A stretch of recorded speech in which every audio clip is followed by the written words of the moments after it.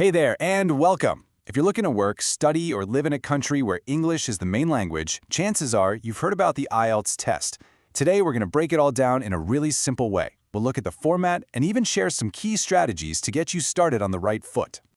So, here's our game plan. We'll start with the absolute basics, what the test is and the two different versions you can take. Then we'll dive deep into the 4 sections of the test, and I'll give you some really practical tips for each. Finally, we'll wrap things up so you feel ready to start your own prep. Okay, let's jump right in. First things first, what exactly is the IELTS test? So, IELTS stands for the International English Language Testing System. That's a mouthful, I know. But really, all you need to know is that it's a test designed to see how well you can handle English in the real world. You know, in a classroom, at your job, or just going about your day-to-day life. Now, before you even start studying, you've got to make a really big decision. And honestly, this choice shapes everything that comes next. See, there are 2 main versions of the test. The academic version is for you if you're applying to a university or need to register for a professional job. The general training version, on the other hand, is usually for things like work experience, other training programs, or immigration. It's super important to know which one you need. Let's make this really clear. Say you're dreaming of getting your master's in the UK. Well, you'll need the academic test. But if you're planning a move to Australia for a new job, then the general training test is the one for you. The number 1 rule is to always check what your specific university or visa application requires. So, no matter which version you take, academic or general, the test is always split into 4 sections. Each one is designed to check one of your key English skills. Here's the breakdown. Everybody takes the same listening and speaking tests. They are identical. The big difference comes in the reading and writing sections. The topics and what you have to do are designed for either an academic setting or a more everyday general context. Let's take a closer look at that now. Let's kick things off with listening and reading. In the world of language learning, these are called the receptive skills because it's all about how well you can receive and understand information. For the listening test, you're looking at 40 questions that are divided into 4 different recordings.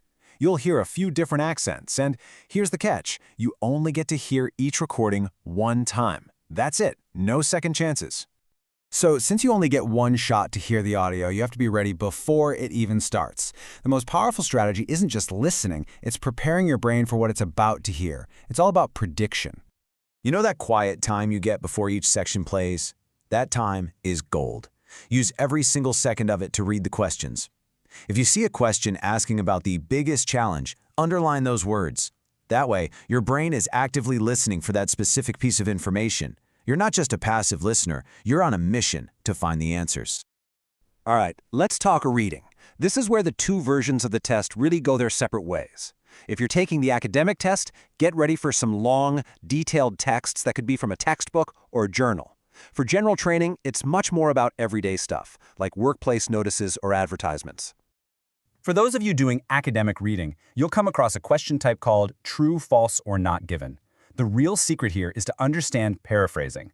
The text might say something like, the vast majority, but the question uses the phrase, almost all. Your job is to figure out if those 2 things mean the exact same thing. It's a real test of how precise your understanding is. Now, in the general training test, the game is different. Let's say you get a job advertisement. You don't have time to read every single word. The strategy here is to skim effectively. You need to scan the text fast to find those key details, like salary or required experience. It's all about finding information quickly. Okay, let's switch gears and talk about writing and speaking. These are what we call the productive skills. This is where you're not just understanding English, you're actually producing it yourself. The writing test has 2 tasks, and task 1 is another place where the 2 tests differ. For the academic version, you'll be given a graph, a chart, or maybe a map, and your job is to describe what you see. For general training, you'll have to write a letter. It could be formal, like a complaint, or informal, like inviting a friend somewhere. But here's some good news. Writing task 2 is the same for everybody. You'll be given a topic, and you'll have to write a 250-word essay about it. The most important thing here is to have a clear structure. You know, an introduction, a few body paragraphs, and a conclusion. And finally, the speaking test. This is a one-on-one conversation with an examiner, and it's broken down into 3 pretty straightforward parts. It starts with a little interview, then you'll give a short talk on a topic, and it ends with a more in-depth discussion. So, here are some simple, powerful tips for each part. In part 1, when the examiner asks you a question, never just say yes, always explain why. In part 2, you get a minute to prepare. Use that time to write down key words to guide you, not full sentences. And in part 3, this is your chance to really show what you can do. Give your opinion and then back it up with reasons. So that's the complete tour of the IELTS test. Let's do a quick recap of the key takeaways, because believe it or not, your preparation officially starts right now. You've got a really solid foundation now. You know what the IELTS test is for, you know how to pick between academic and general training, you know the format of all 4 sections, and you've got one key strategy for each section to start practicing. That's a great start. You see, understanding the test is half the battle. The other half is all about practice. So, as you think about these 4 skills, listening, reading, writing, and speaking, I have a question for you. Which one are you going to tackle first? Thanks for tuning in and good luck with your preparation.